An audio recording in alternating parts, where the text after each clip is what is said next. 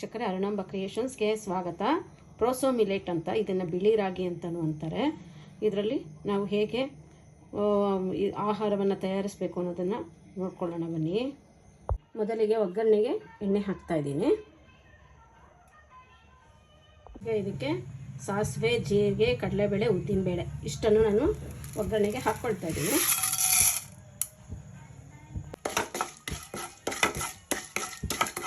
ಇದಕ್ಕೆ ಕೊತ್ತಂಬರಿ ಸೊಪ್ಪು, ಕರಿಬೇವು, ಹಸಿಮೆಣಸಿನ್ಕಾಯಿ, ಈರುಳ್ಳಿ ಹಾಕ್ತಾಯಿದ್ದೀನಿ.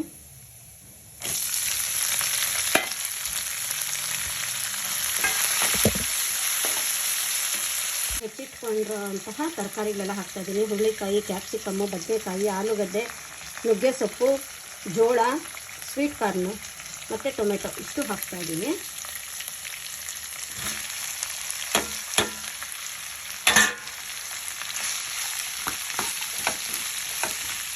ಹಾಕ್ತಾಯಿದ್ದೀನಿ.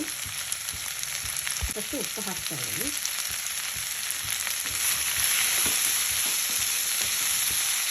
ಈಗ ಇದು ಚೆನ್ನಾಗಿ ಬೆಂದಿದೆ. ಇವಾಗ ಇದಕ್ಕೆ ನಾನು ಗರಂ ಮಸಾಲ, ಅಚ್ಕಾರದ ಪುಡಿ ಹಾಕ್ತಾಯಿದ್ದೀನಿ.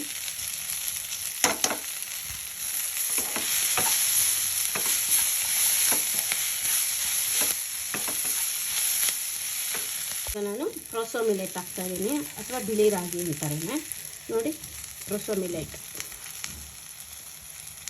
ಇದನ್ನು ಹಾಕ್ತಾಯಿದ್ದೀನಿ. ಚೆನ್ನಾಗಿ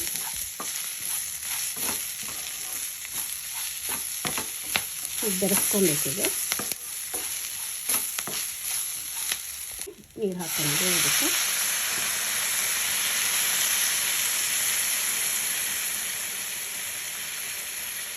ಈಗ ಇದ್ರ ಮೇಲೆ ಮುಚ್ಚಿಡೋಣ.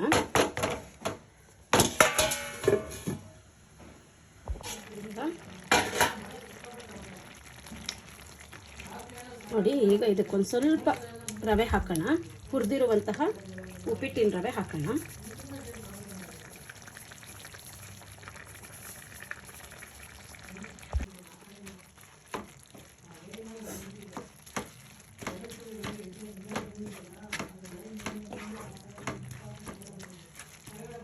ಹಾಕ್ತಾಯಿದ್ದೀನಿ.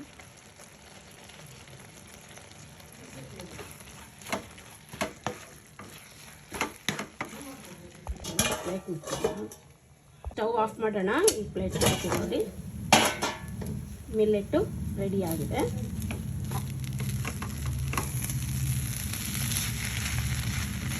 ಪ್ರೋಸೋ ಮಿಲೆಟ್ ರೆಡಿಯಾಗಿದೆ.